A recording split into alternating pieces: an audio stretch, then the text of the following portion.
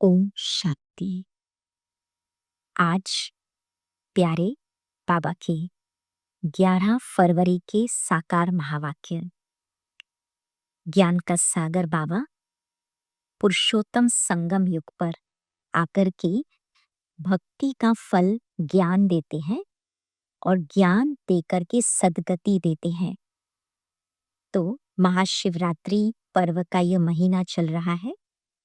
समझते हैं शिव बाबा ज्ञान का सागर कैसे भक्ति के राजों को समझाते हैं, और जब भक्ति के राज हमें समझ में आते हैं तो हमारी स्थिति ज्ञान युक्त बनती है, और ज्ञान युक्त स्थिति से ही फिर आत्मा पावन बनती है, सद्गति को प्राप्त करती है।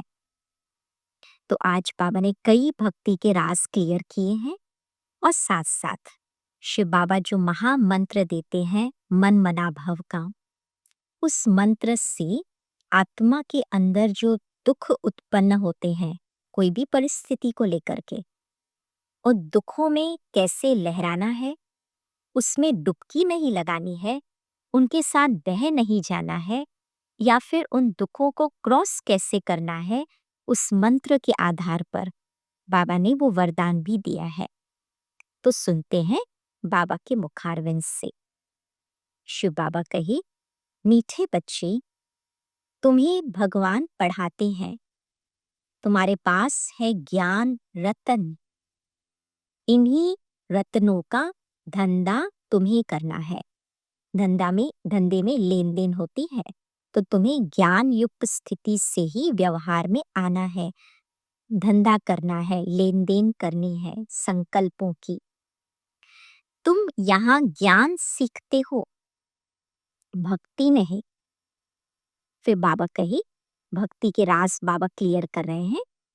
देखो, श्री कृष्ण का बहुतों को साक्षात्कार होता है। श्री कृष्ण के मुख में तो सारी विश्व है, क्योंकि विश्व का मालिक बनता है। अब मुख में विश्व मतलब श्री कृष्ण की आत्मा विश्व का मालिक बनती है। तो वो भक्ति में क्या दिखाया है? विश्व रूपी माखन। वो जो आपस में लड़ते हैं वह भी सृष्टि रूपी माखन के लिए लड़ते हैं। समझते हैं हम जीत पाले। श्री कृष्ण के मुख में माखन का गोला दिखाते हैं, यह भी अनेक प्रकार के साक्षात्कार होते हैं। तो साक्षात्कार के पीछे भी अर्थ होता है। इस संगम युग पर बाबा आत्मा को स्वराज्य अधिकार देकर के, जितना आत्मा वो स्वराज्य अधिकारी बनती है, विश्व रूपी राज्य की अधिकारी बनती है। तो श्री कृष्ण के मुख में माखन का गोला दिखाते हैं, माना श्री कृष्ण की आत्मा ने संगम युग पर शिव बाबा से राजयोग सीख करके अपने अंदर के मन बुद्धि संस्कारों के विश्व पर संपूर्ण राज्य प्राप्त किया, और उसके आधार पर विश्व का प्रिंस बना। तो ये जो स्वरूप है विश्व रूपी माखन का, वो साक्षात्कार के रूप में भक्तों को दिखता है कि कृष्ण के मुख में माखन का गोला। यहाँ तुमको साक्षात्कार का अर्थ समझाया जाता है। भक्ति में साक्षात्कार होते हैं भावना के आधार पर, परंतु ज्ञान में साक्षात्कार का अर्थ शिव बाबा हमको क्लियर करते। फिर यह भी बाप समझाते हैं, जिसको याद करते हैं समझो, भक्ति में कोई श्री कृष्ण की नौधा भक्ति करते हैं, 9 प्रकार की कड़ी हर प्रकार से अपनी भावना व्यक्त करते हैं, भक्ति में मेहनत करते हैं। तो नौधा भक्ति करते हैं तो अल्पकाल के लिए उनकी मनोकामना पूरी होती है। किस रूप में? उनको साक्षात्कार हो जाता है श्री कृष्ण का। बाबा कहे, यह भी ड्रामा में नूंद है। ड्रामा में ये पार्ट फिक्स है कि जिसमें भी भावना होगी, बाबा आज कहते जिसको श्री गणेश में भावना होगी तो श्री गणेश का साक्षात्कार उनको हो जाता है। यह भी ड्रामा में नूंद है। किसी को शिव बाबा का, परमात्मा का, भगवान का तेजोमय रूप देखने का है और बहुत मेहनत करते हैं, कड़ी भक्ति करते हैं, तो उनको वो तेजोमय रूप दिख जाता है। तो बाबा कहे यह भी ड्रामा में नूंद है। ऐसे नहीं कहेंगे कि भगवान ने साक्षात्कार कराया, क्योंकि अगर भगवान साक्षात्कार कराए तो सबको साक्षात्कार कराए। तो जिसकी जो भावना होती है उनको वो साक्षात्कार होता है, समझते हैं बस श्री कृष्ण का साक्षात्कार हुआ, श्री कृष्ण पुरी में हम जरूर जाएंगे। अब श्री कृष्ण पुरी में जाना अलग बात है, श्री कृष्ण का साक्षात्कार होना अलग बात है ना। परंतु श्री कृष्णपुरी आए कहाँ से, यह सब राज बाबा तुम बच्चों को अब समझाते हैं कि श्री कृष्णपुरी की स्थापना अब हो रही है और उसमें जाने का रास्ता तरीका क्या, बाबा कहते हैं यह है कंसपुरी। तो कंस, अकासुर, बकासुर, कुंभकर्ण, रावण, ये सब असुरों के नाम है। तो बताते हैं ना, जब कंस का वध हुआ, अकासुर, बकासुर, कुंभकर्ण, रावण का वध हुआ, तो श्री कृष्ण पुरी शुरू हुई। तो सतयुग शुरू हुआ। तो बाबा कहते हैं इस समय पर श्री कृष्णपुरी स्थापन हो रही है। कैसे स्थापन हो रही है, कंस का वध। अब कंस की वृत्ति मतलब आक्रोश की वृत्ति, हिंसा की वृत्ति, दुराचार की वृत्ति। फिर अकासुर बकासुर की वृत्ति माना व्यर्थ, क्यों क्या की वृत्ति। कुंभकर्ण की वृत्ति माना घोर अज्ञानता की नींद की वृत्ति, आलस अलबेलेपन की वृत्ति। और रावण मतलब 10 विकार हैं, उन विकारी स्थिति की का जो वध होता है अंदर, तब निगेटिविटी का वध होता है। तो बाबा कहे श्री कृष्णपुरी की अब स्थापना हो रही है। अभी तुम बच्चों को नॉलेज मिली है, यह सृष्टि चक्र कैसे फिरता है। तुम ही 84 जन्म लेंगे, यह चक्र अनेक बार फिरता आया है, कभी बंद नहीं हो सकता। तुम इस नाटक के अंदर एक्टर्स हो, तुम आत्मा बिंदु हो, परमात्मा की संतान, परम धाम की रहने वाली। पर तुम इस ड्रामा में जब आती हो, नाटक में जब उतरती हो, तो तुम यहाँ पर एक्टर का रोल प्ले करती हो, एक्टर्स हो। मनुष्य इतना जरूर समझते हैं कि हम इस नाटक में पार्ट बजाने आए हैं। तुम बच्चे जानते हो हम आत्माओं का रहने का स्थान परेते परे है। इस नाटकशाला से ऊपर के हमारी रहने का स्थान है, वहां सूर्य चांद की भी रोशनी नहीं है। बेहद का सारा ड्रामा तुम बच्चों के बुद्धि में है। बाबा कहे तुम कर्म में भी उतरती हो ना, तो तुम ड्रामा के ज्ञान को स्मृति में रख करके उतरो। तुम जानते हो हम आत्माएं मूल वतन की रहवासी हैं, देवताएं हैं सूक्ष्म वतनवासी, उनको फरिश्ता भी कहते हैं। वहां हड्डी मांस का पिंजड़ा पोता नहीं है। बाप ही बच्चों से बात करते हैं, ऑर्गन्स बिगर तो बात कर ना सके। कहते हैं मैं शरीर का आधार ले तुम बच्चों को पढ़ाता हूँ। बाबा अपना बिंदु स्वरूप, निराकार स्वरूप ब्रह्मा बाबा के द्वारा हमारे सामने व्यक्त करते हैं। तुम आत्माओं की दृष्टि भी फिर बाप की तरफ चली जाती है। यह सब है नई बातें। निराकार बाप, उनका नाम है शिव बाबा। तुम आत्माओं का नाम तो आत्मा ही है, तुम्हारे शरीर के नाम बदलते हैं। फिर बाबा कहे ऐसे सर्विस करने वाले बच्चों को गुप्त नशा रहना चाहिए कि हम किसका ज्ञान दे रहे हैं। हाँ? नशे से समझाएंगे तो सफलता होगी। तुम्हारी अब पढ़ाई भी गुप्त है, पढ़ाने वाला भी गुप्त है। तुम जानते हो हम नई दुनिया में जाकर के यह बनेंगे।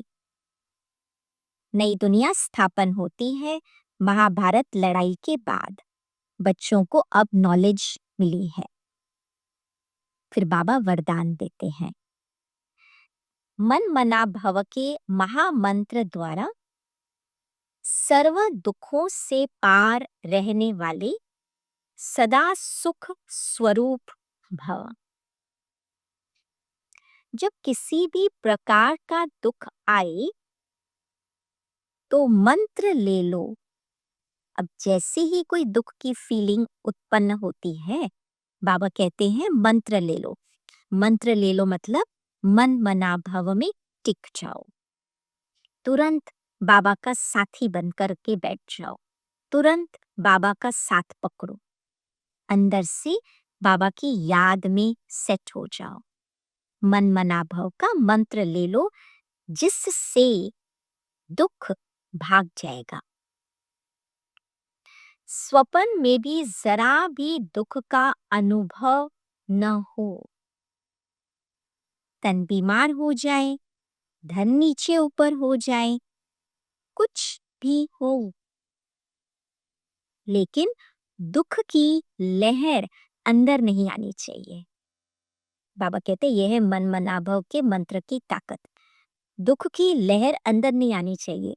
वो उस बात के कनेक्टेड जो संकल्प व्यर्थ उत्पन्न होते हैं, दुख के संकल्प उत्पन्न होते हैं, बाबा कहते हैं उनको उत्पन्न होने नहीं दो। दुख की लहर अंदर नहीं आनी चाहिए, फीलिंग्स में नहीं आनी चाहिए वो दुख की बात। जैसे सागर में लहरें आती हैं और चली जाती हैं, लेकिन जिन्हें उन लहरों में लहराना आता है, एक होता है डुबकी लगाना, एक होता है बह जाना उन दुख के लहरों में। दुख की बात आती है और मैं आत्मा भी दुखी हो जाती हूँ। जैसे दुख की बात की स्मृति आती है, मैं आत्मा भी दुख की लहरों में अंदर लहराने लगती हूँ। बाबा कहते हैं नहीं, वह उसमें सुख का अनुभव करते हैं। दुख की बात आ रही है पर मैं आत्मा अपने सुख स्वरूप स्थिति में हूँ। लहर को जंप देकर ऐसे क्रॉस करते हैं जैसे खेल कर रहे हैं। तो सागर के बच्चे सुख स्वरूप हो, दुख की लहर भी न आए। परंतु ये तब होगा, बाबा कहे, जब तुम मन मनाभव के मंत्र को उस समय पर यूज करोगे। स्लोगन है, हर संकल्प में दृढ़ता की विशेषता को प्रैक्टिकल में लाओ तो प्रत्यक्षता हो जाएगी। अब जैसे बाबा ने हमें स्वमान दिया, मैं सुख स्वरूप आत्मा हूँ, मन मनाभव में रहने वाली आत्मा हूँ, तो बाबा कहे जब तुम मन मनाभव में हो, सुख स्वरूप स्थिति वो तुम्हारी दृढ़ता की स्थिति हो कि कुछ भी हो जाए पर मैं अपने स्वमान से हिलूं नहीं। तो दृढ़ता की शक्ति अगर है तो उस समय पर, उस समय इमर्ज रूप में है, प्रैक्टिकल रूप में है, तो बाबा कहे प्रत्यक्षता हो जाएगी। मतलब उस समय पर तुम्हारी सुख स्वरूप स्थिति प्रत्यक्ष रहेगी, इमर्ज हो जाएगी। फिर इस मास का अव्यक्त इशारा आज के दिन का, एकांत प्रिय बनो, एकता और एकाग्रता को अपनाओ। स्व उन्नति में, सेवा की उन्नति में एक ने कहा, दूसरे ने हांजी किया। ऐसे सदा एकता और दृढ़ता से बढ़ते चलो। कहाँ पर भी दुविधा क्रॉसिंग हो, बाबा कहे उससे दूर रहो। एक ने कहा, दूसरे ने माना, यह है एकता का मंत्र। जैसे दादियों की एकता और दृढ़ता का संगठन पक्का है। बाबा अव्यक्त वाणियों में भी दादियों का मिसाल बताते हैं कि इन दादियों की शुरुआत में, आदि के समय पर इन दादियों की, भले ये दादियां देश में विदेश में फैल करके सेवाएं करती रहीं, परंतु बाबा ने अव्यक्त मुरली में कहा है इन दादियों का अंदरूनी आपस में जिगरी प्यार सदा रहा। शुरुआत में भी था जब वे संगठन में थी, और जब वो सेवा में भी अलग अलग जगह पर फैल करके सेवाएं करती रही, अंदरूनी आत्मिक प्यार उनका सदा रहा, जिगरी प्यार रहा। तो बाबा कहे, जैसे दादियों की एकता का, दृढ़ता का संगठन पक्का है, ऐसे आदि सेवा के रत्नों का संगठन पक्का हो, इसकी बहुत बहुत आवश्यकता है। तो बाबा फिर से उस आदि की स्थिति को याद दिला करके अभी हम बच्चों को वैसी स्थिति में रहना, कौन सी वाली? एक ने कहा, दूसरे ने माना, अंदरूनी जिगरी एकता की स्थिति। तो हम सब एक हैं, एक बाबा और एक बाबा के हम सब बच्चे, आपस में एकता में रहने वाले। तो इस शिवरात्रि पर कुछ न कुछ शिव पर चढ़ाते हैं ना लोटी, तो अब समय है हम बच्चे भी बाबा के ऊपर रोज कुछ न कुछ श्रेष्ठ स्थितियों को बलिहार करें ना। तो चले,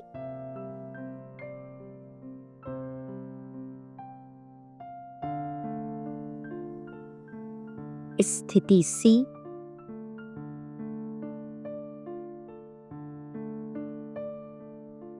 शिव बाबा का बर्थडे, सो हम बच्चों का बर्थडे,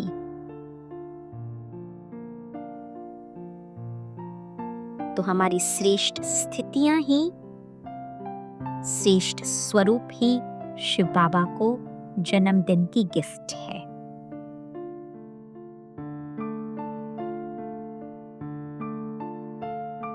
स्थित हो जाएं, मन मना भव की दृढ़ता की स्थिति।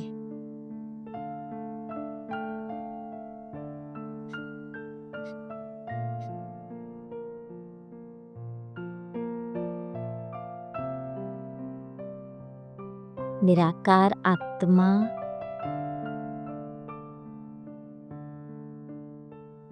सालिग्राम, निराकार बिंदु शिव बाबा के साथ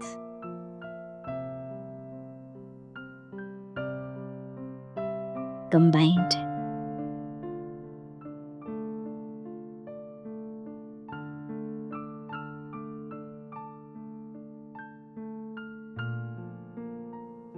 जैसे बाबा सुख का सागर है, मैं आत्मा भी बाप समान मास्टर सुख स्वरूप, सुख का सागर हूं।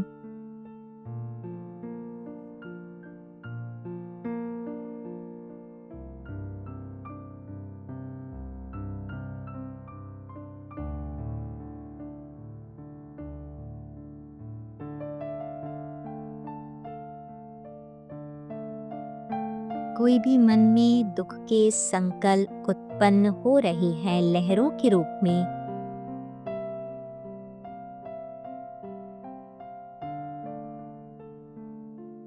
पर अब वो दुख के संकल्प, दुख की फीलिंग्स, दुख की वृत्तियां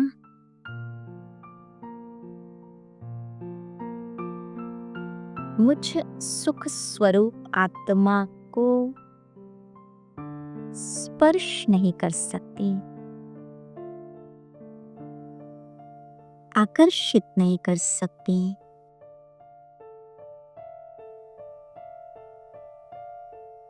प्रभावित नहीं कर सकती।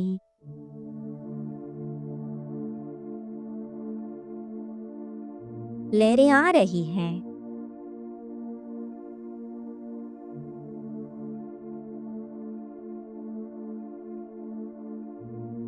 पर मैं आत्मा साक्षी होकर उनको देख रही हूं, लहरा रही हूं।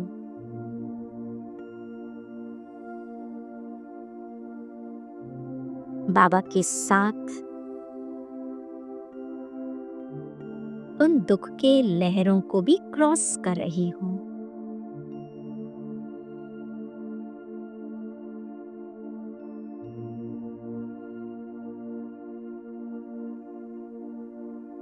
लहरें तो आती हैं और जाती हैं,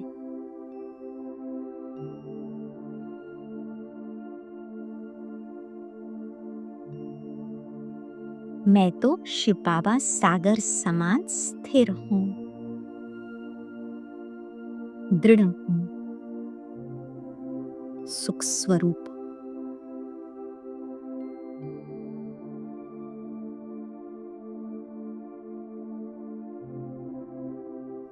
ओम शांति।